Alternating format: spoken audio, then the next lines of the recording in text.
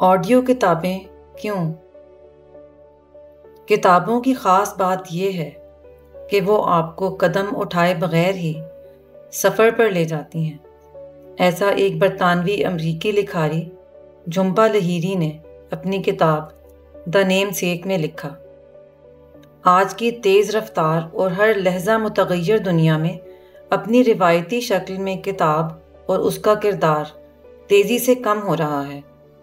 کم از کم ہمارے معاشرے میں کتب بینی کی جگہ کئی قسم کے سوشل میڈیا مواد اور ڈیجیٹل مصروفیات نے لے لی ہے۔ گھروں میں کتابوں کے شیلف مفقود ہو گئے ہیں۔ بلا تخصیص عمر وہ لوگ جو سونے سے پہلے یا فارغ اوقات میں یا دوران سفر پہلے کتب بینی کرتے تھے، اب سوشل میڈیا مواد پر تفنن طبع اور وقت گزاری کا سامان کرتے ہیں۔ محفلوں میں اب نئی اور پرانی کتابوں کے حوالوں اور ذکر کی جگہ سوشل میڈیا ٹرینڈز نے لے لی ہے۔ ایسا لگتا ہے کہ فی زمانہ وہی واحد اور مستند دلیل اور حوالہ ہے۔ وہ لوگ جو قصداً و عمداً سوشل میڈیا سے دور رہتے ہیں، خود کو ایسی محفلوں میں تنہا اور بے جگہ محسوس کرتے ہیں۔ وہ دن دور نظر نہیں آتا جب روایتی شکل میں نصابی کتب بھی مفقود ہو جائیں گے، اور بے شک اس تبدیلی کی داغ بیل ڈل بھی گئی ہے۔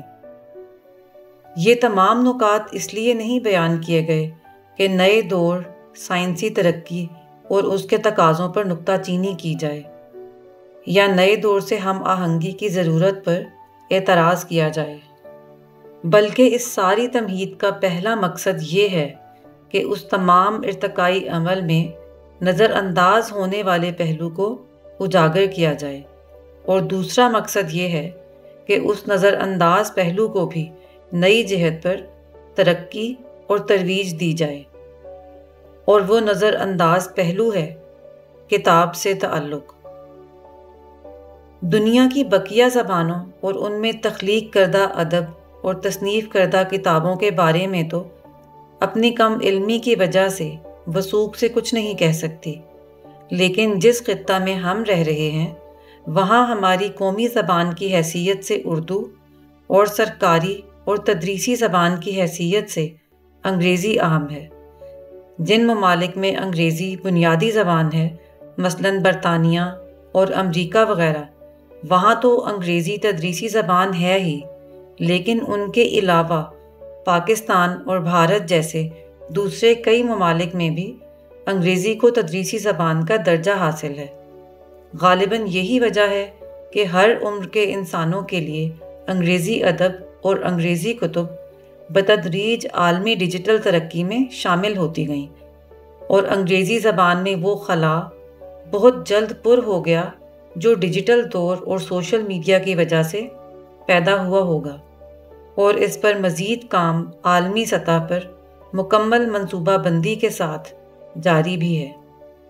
اس کی مثال بآسانی حاصل کی جا سکنے والی آڈیو ویڈیو کتابیں ہیں جو ہر عمر کے لوگوں کے لیے موجود ہیں۔ اردو کیونکہ ایک عالمگیر زبان نہیں، تو اس میں تخلیق کردہ ادب اور تصنیف کردہ کتب کو نئے زمانے کے تقاضوں کے مطابق ڈھالنے کا عمل ہو تو رہا ہے، لیکن سست رفتاری سے، اور ادب اور کتاب سے لگاؤ رکھنے والوں کے لیے بہت بڑا خلا پیدا ہو چکا ہے۔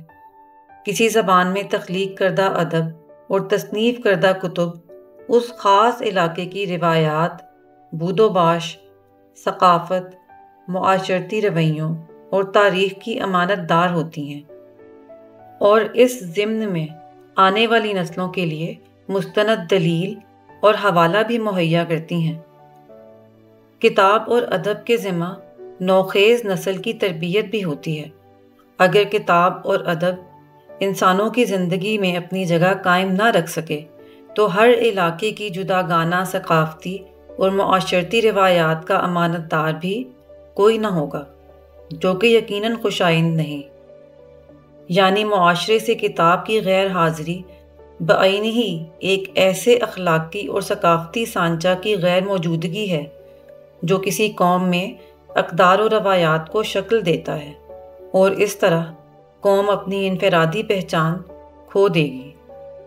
اس لیے خاص طور پر پچھلے 70-75 برس میں جو بھی ادب اردو زبان میں تخلیق ہوا اور جو بھی کتب اردو زبان میں تصنیف کی گئیں، ان کو نئے قالب میں ڈھالنا وقت کی ضرورت ہے تاکہ کتاب سے رشتہ نہ ٹوٹے۔ ایسی آڈیو کتابیں جو آسانی سے حاصل کی جا سکتی ہوں، اس کے لیے بہت اہم ثابت ہو سکتی ہیں۔ آڈیو کتابوں کا یہ چینل بھی میری طرف سے اس رشتہ کو ٹوٹنے سے بچانے کے لیے ایک حقیر سی کوشش ہے۔ آج سے 2-2.5 ماہ قبل جب میں نے اس چینل کے لیے کام شروع کیا تو یہ بھی سوچا کہ کس کس عمر کے لوگ اس کو فالو کرنے والے اور آڈیو کتابیں سننے والے ہوں گے۔ اپنے تئیں یہی خیال آیا کہ 40 سال سے زیادہ عمر کی گھریلو خواتین اور ریٹائرڈ خواتین و حضرات جو ادب کا شوق رکھتے ہیں، ان کو یہ کتابیں پسند آئیں گی اور وہ نئے اسباق کا انتظار کریں گے۔ مزید یہ کہ ان کی زندگی میں کتاب کے خانے میں پیدا ہو جانے والا خلا پر ہو سکے گا۔ بالفاظ دیگر کہا جا سکتا ہے کہ جن لوگوں نے بچپن، عمر و عیار کی کہانیاں اور تعلیم و تربیت، نونہال اور پھول جیسے رسالے اور لڑک پن، نسیم حجازی کی آخری معرکہ جیسی کتابیں پڑھ کر گزارا، ان کے لیے یہ دلچسپی کا سامان مہیا کرے گا۔ اگر میں اپنے ہونہار فرزند کی زبان میں کہوں تو ایسا لگتا ہے کہ پسند کرنے والوں میں زیادہ تر بیبی بومرز جنریشن اور جنریشن ایکس سے ہوں گے، اور بہت ہی قلیل مقدار شاید جین زی سے ہوگی۔ چینل کے آغاز کے لیے میں نے سب سے پہلے قدرت اللہ شہاب کی خود نوشت سوانح عمری شہاب نامہ کا انتخاب کیا، کیونکہ میں اس سے ہمیشہ بہت متاثر رہی ہوں۔ میں نے باب در باب اس کو پڑھ کر ریکارڈ کرنا شروع کیا ہے، اور میرا معمول ہے کہ صبح اور دوپہر دونوں بیٹوں کو اسکول چھوڑتے وقت اور لیتے وقت میں گاڑی میں ریکارڈ شدہ اسباق سنتی ہوں تاکہ ممکنہ غلطیوں کا پتہ چل سکے۔ مجھے بہت خوشگوار حیرت ہوئی جب کچھ دن میں مجھے پتہ چلا کہ وہ دونوں جو عمر میں 16 اور 12 سال کے ہیں اور خود کے جین زی اور جین الفا ہونے پر بہت فخر کرتے ہیں، بہت بےتابی سے اگلے باب اور نئے واقعات کا انتظار کرتے ہیں۔ اگر کوئی باب ادھورا سن پائیں تو ریکارڈنگ کا منٹ تک نوٹ کر کے رکھتے ہیں تاکہ بعد میں اس کو مکمل سن سکیں۔ اور مزے کی بات تو یہ کہ آج کل ہماری آپسی گفتگو میں اکثر شہاب کے خاندانی ملازم کرم بخش کا ذکر بھی آ نکلتا ہے۔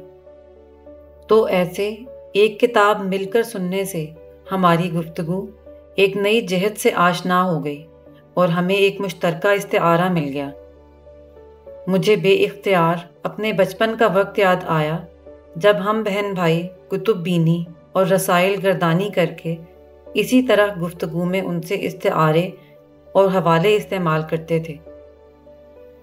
ان دونوں کا مہمیز شوق دیکھ کر یقین سا ہو گیا کہ جب کبھی نوجوان بچوں کو سننے کا موقع ملے گا تو اردو آڈیو کتابیں ان کی زندگی میں اپنی جگہ بنانے میں کامیاب ہو جائیں گے، اور اردو کتاب کی شکل میں ان کا وہ اخلاقی اور ثقافتی سانچہ جو مقفل ہو کر اپنے قفل سمیت زنگ آلود ہو گیا تھا، قفل توڑ کر باہر نکلے گا اور اردو ادب اور کتب سے رشتہ دوبارہ نئے خطوط پر قائم ہو جائے گا۔ اس ڈیجیٹل دور میں اردو آڈیو کتابیں اردو ادب اور کتب کے ساتھ جڑے رہنے کا ایک راستہ ہیں تاکہ کتاب اور لکھاری کہیں واقعی ناپید نہ ہو جائیں۔ آڈیو بکس اس سفر کو جس کا ذکر جھمپا لہیری نے اپنی کتاب دا نیم سیک میں کیا ہے، مزید آگے لے جاتی ہیں، اور یہ سفر ایک ڈیجیٹل سفر بن جاتا ہے۔ آڈیو کتابیں آپ کو دور دراز کی دنیاؤں کے تخیلاتی اور تصوراتی سفر کرواتی ہیں، اور اس مصروف دور میں صفحہ پلٹنے کی محنت سے بھی آزاد کر دیتی ہیں، آپ کو روشن کہانیوں اور علم میں مستغرق کر دیتی ہیں، اور آپ کے مصروف دن کے تال میل میں گندھ جاتی ہیں۔ یہ مضمون لکھنے اور اس کا آڈیو مضمون بنانے کا حق اس وقت تک ادا نہیں ہو سکتا جب تک میں اپنی کوششوں کو والد صاحب مرحوم حافظ محمد یونس اور والدہ مرحومہ جمیلہ خاتون اور اپنی بہن عابدہ یونس کے نام نہ کر دوں۔ اللہ ان کو غریق رحمت کرے۔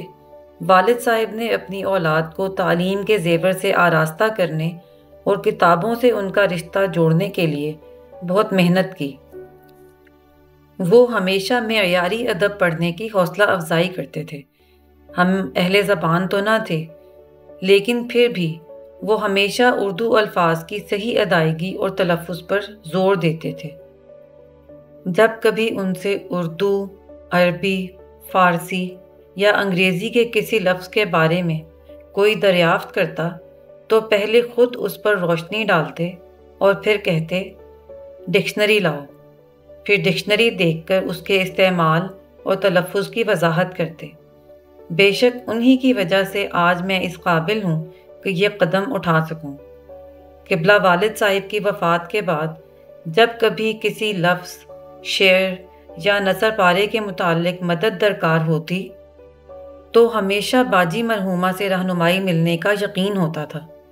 گو کہ ابھی میرے سفر کا آغاز ہے، لیکن پھر بھی آج تک کئی مرتبہ ان دونوں کی کمی بہت محسوس ہوئی اور ان کو بہت یاد کیا، اور جب کہیں مشکل میں پڑی تو ان کے بتائے ہوئے خطوط پر کام کیا۔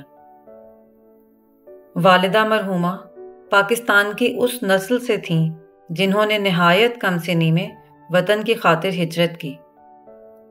اپنی والدہ کو کھو کر نہایت نامساعد حالات میں اپنے والد کے ساتھ وطن پہنچی تھیں۔ وہ روایتی تعلیم تو نہ حاصل کر پائی تھیں، لیکن میں نے ان کو دیکھا کہ گھر میں موجود اردو ادب کی ہر کتاب پڑھنے کے قابل تھیں اور بہت شوق سے کتب، اخبارات، رسائل، حتیٰ کہ ہماری درسی کتب کا بھی مطالعہ کرتی تھیں۔ ان کے اس شوق کو ابھارنے اور نوک پلک سنوارنے میں بھی قبلہ والد صاحب ہی کا کردار تھا۔ آخر میں اپنے بھائی سلمان یونس اور بہن عائشہ یونس کا ذکر کرنا بہت برمحل اور خوش کن لگے گا، جن کے ذوق ادب نے ہمیشہ مجھے متاثر اور سیراب کیا۔ ان کی عنایت کردہ کتب ابھی تک میرے ذاتی ذخیرہ کتب میں موجود ہیں، اور آنے والے دنوں میں میں ان کی آڈیو کتاب بنانے کا ارادہ رکھتی ہوں۔ کالج اور یونیورسٹی کے سال انہی کی لائی ہوئی اور انہی کی تجویز کردہ کتب پڑھ کر گزارے۔ شکریہ۔ تحریر مریم یونس، بآواز مریم یونس۔